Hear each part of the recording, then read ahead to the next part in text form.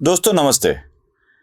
Thumbnail पर का शीर्षक देखकर ही आप चौंक गए होंगे कि मैं क्या कहना चाहता हूं। जी हां, मैं योगेंद्र इस शब्द को बार बार इस्तेमाल कर रहा हूं। आगे भी इस वीडियो में योगेंद्र यही शब्द मैं इस्तेमाल करूंगा, क्योंकि योगी आदित्यनाथ की शहरों के नाम बदलने की जो नीति है, वही नीति महाराष्ट्र की सरकार भी अब अमल में ला रही है। जैसे मियां बाजार को माया बाजार बना दिया गया और इलाहाबाद का प्रयागराज कर दिया गया। जरूरी है, आवश्यक भी है। लोग इसे भावनिक राजनीति कहेंगे, लोग इसे धर्म की राजनीति कहेंगे, लोग इसे नामांतर वाली राजनीति कहेंगे। कहने दो, कोई दिक्कत नहीं है। लेकिन जो नाम है वही नाम आने चाहिए, वही नाम दुनिया के सामने आने ही चाहिए। महाराष्ट्र की सरकार ने एक निर्णय ले लिया और एक निर्णय ऐसा है कि अहमदनगर इस शहर का नाम अब बदल दिया जाएगा। उसका नाम अब अहिल्या नगर होगा। पुण्य श्लोक राजमाता अहिल्या देवी होळकर की जन्मभूमि है अहमदनगर, और इन्हीं जन्मभूमि के जिले को उन्हीं के नाम से पहचाना जाना बहुत आवश्यक भी है। वैसे तो अहमदनगर इस शहर का, जो अहमद यह नाम है, ना इस शहर की पहचान है, ना इस शहर से कोई वास्ता है। बस किसी ने रख दिया नाम, ये शहर मैंने बसाया है, अहमदनगर कह दो। लोगों ने इसे बिल्कुल पसंद नहीं किया, यहां तक कि लोगों ने इसे नगर कहना प्रारंभ कर दिया। अब रूढ़ में वास्तव में इस शहर को नगर के ही नाम से जाना जाता है। कहां जा रहे हो? नगर जा रहा हूं। कहां से आ रहे हो? नगर जा रहा हूं। ये कहां रहते हैं? नगर में रहते हैं। बस नगर यही नाम चलता आया। लेकिन सरकार की दृष्टि से ये शहर अहमदनगर था। अब इसका नाम अहिल्या नगर होगा। अहिल्या देवी होळकर, जो सिर्फ महाराष्ट्र की नहीं, समुचे देश के लिए एक ऐसी महारानी थी जिन्होंने यहां के हिंदू मंदिरों को फिर से स्थापित कर दिया। कहा जाता है, किसी उत्तर भारतीय कवि ने लिखा था, शिवा न होता तो सुन्नत होती सबकी। छत्रपति शिवाजी महाराज के बारे में यह कहा गया है। छत्रपति शिवाजी महाराज अगर न होते तो सबकी सुन्नत होती, ये कहा जाता है। लेकिन छत्रपति शिवाजी महाराज के बाद हिंदू धर्म को फिर से स्थापित करने का बहुमान किसको जाता है?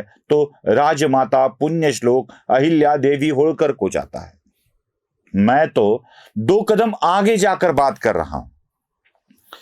जब भी भारत देश में हिंदू धर्म पर आक्रमण हुआ है, तब तब कोई ना कोई अवतारी पुरुष आकर इस धर्म की स्थापना के लिए काम करता रहा है। जब भगवान के 10 अवतार हुए, उसके बाद जब धर्म को, हिंदू धर्म को ग्लानि आने लगी, तो शंकराचार्य ने बहुत बड़ा काम किया था। फिर से एक बार बौद्ध धर्म के आक्रमण के बाद, प्रभाव के बाद, शंकराचार्य ने, आदि शंकराचार्य ने इस धर्म की पुनर्स्थापना की थी। लगभग उसी तरीके से हिंदू धर्म के आस्थाओं के केंद्र पर जब जब भी आक्रमण हुआ, तब तब उन्हीं आक्रांताओं के पदचिन्हों को दूर कर हिंदू धर्म के मंदिरों को फिर से स्थापित करने का काम अहिल्या देवी होळकर ने किया है। यही अहिल्या देवी हिंदू धर्म के लिए, समुचे हिंदू धर्म के लिए ऐसे गौरव का स्थान है।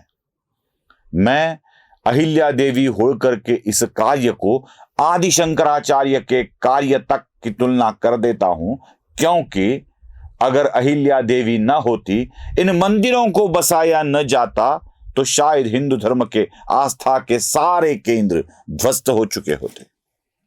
आप किसी भी ज्योतिर्लिंग में जाओगे तो आपको दिखेगा कि वहां पर अहिल्या देवी ही ने ही निर्माण कार्य किया है। यहां की वाराणसी का निर्माण कार्य भी अहिल्या देवी के हाथों ही हुआ है, और तब से लेकर आज तक, इतिहास के 300 साल बाद, वाराणसी का निर्माण कार्य और उसका उत्थापन का कार्य नरेंद्र मोदी जी के हाथ से हुआ है।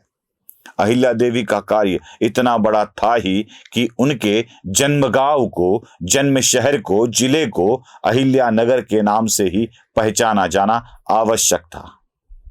अब ये ढाढ़स वाला कार्य कौन करेगा, यही एक बात थी। मांग तो बहुत दिनों से थी, लोग तो बोल रहे थे कि यही होना चाहिए, लेकिन करने वाला कोई नहीं था। क्योंकि कोई भी मुस्लिम आक्रांताओं के नाम बदलना होता है तो किसी भी सरकार द्वारा एक ही चीज बार बार सामने आती है, और वो होती है क्या सोचेंगे मुसलमान। औरंगाबाद का नाम छत्रपति संभाजी नगर करते वक्त यही एक विचार मन में आया था, क्या सोचेंगे मुसलमान। उस्मानाबाद का नाम धाराशिव करते वक्त यही ख्याल सबके मन में आया था, क्या सोचेंगे मुसलमान। क्या ये शहर मुसलमानों की धरोहर थे? क्या ये शहर मुसलमानों के नाम से पहचाने जाए? मुझे मुसलमानों के नाम पे कोई आपत्ति नहीं है, कोई आपत्ति नहीं है, लेकिन मुस्लिम आक्रांताओं के नाम से अगर ये शहर जाने जाते हैं तो आपत्ति होती है। जिन्होंने हमें लूटा है, जिन्होंने हमें फंसाया है, ठगा है, उन्हीं लोगों के नाम से अगर ये शहर जाने लगे और उन्हीं को अपना अभिमान कहकर हम अगर इसको हमारे सर पर बिठाने लगे तो क्या होगा, दिल को ठेस पहुंचती है। इसीलिए अहिल्यानगर का नाम किया जाना बहुत आवश्यक था, और खास करके उस अहिल्या देवी का नाम जिन्होंने हिंदू धर्म की स्थापना के लिए अपना बहुत बड़ा योगदान दिया है। लोग कहते हैं ये धर्म की राजनीति है, आस्था की राजनीति है, भावना की राजनीति है। हां, ये भावना की राजनीति है, ये आस्था की राजनीति है। क्यों नहीं करनी चाहिए? मेरा सवाल यही है, क्यों न करे आस्था की राजनीति। राजनीति राजनीति राजनीति आखिर होती क्या है? राजनीति वही होती है जो राजा को या सत्ताधारी वर्ग को अपने प्रदेश की जनता के आस्था को, भावनाओं को समझकर उनके हित वाली बात करनी होती है, उनके हित वाली बात। लेकिन आस्थाओं को समझकर, भावनाओं को समझकर करना होता है। यही बात हमें याद रखनी चाहिए, और वही बात याद रखकर देवेंद्र फडणवीस की सरकार और एकनाथ शिंदे की सरकार वही कर रहे हैं।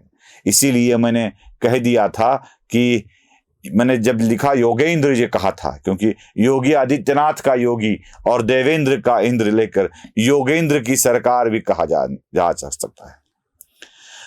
ठीक उन्हीं के शहर में यही घोषणा मुख्यमंत्री के मुख से करवाने में देवेंद्र फडणवीस का बहुत बड़ा हाथ है।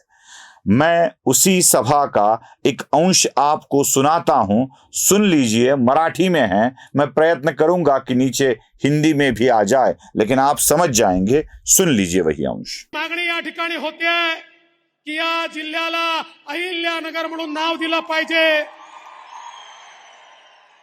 मी देखील माननीय मुख्यमंत्री महोदय या ठिकाणी विनंती करणार आहे, खऱ्या अर्थानं आपलं सरकार तर हिंदुत्ववादी सरकार आहे। आपण छत्रपती शिवरायांचं नाव सांगणारे लोक, आपण तुमच्याच नेतृत्वामध्ये संभाजीनगर, छत्रपती संभाजीनगर तयार केलाय, आपण धाराशिव तयार केलाय, आणि आता तुमच्याच नेतृत्वात मुख्यमंत्री महोदय अहिल्यानगर देखील या ठिकाणी झालं पाहिजे। आणि मला विश्वास आहे छत्रपतींचा मावळा मुख्यमंत्री आहे तर अहिल्यानगर तर होणारच। तुमच्या मनात शंका ठेवण्याचं काही कारण नाही आहे। आपल्या सगळ्यांच्या मनातली जी इच्छा आहे, या अहमदनगरचं नाव अहिल्यादेवी होळकर हे आपण करण्याचा राज्य सरकार ने निर्णय घेतलेला है। देवेंद्र फडणवीस के मांग के बाद और एकनाथ शिंदे की घोषणा के बाद अब ये शहर आगे से अहिल्यानगर के नाम से पहचाना जाएगा। यही इस शहर की असली पहचान होगी। योगी के रास्ते पर चल रहे देवेंद्र को मैं भी बहुत बार अभिनंदन करता हूं, अभिवादन करता हूं और देश की इस राजमाता का सम्मान महाराष्ट्र की सरकार ने जो किया है उसके लिए त्रिवार अभिनंदन करता हूं। नमस्ते।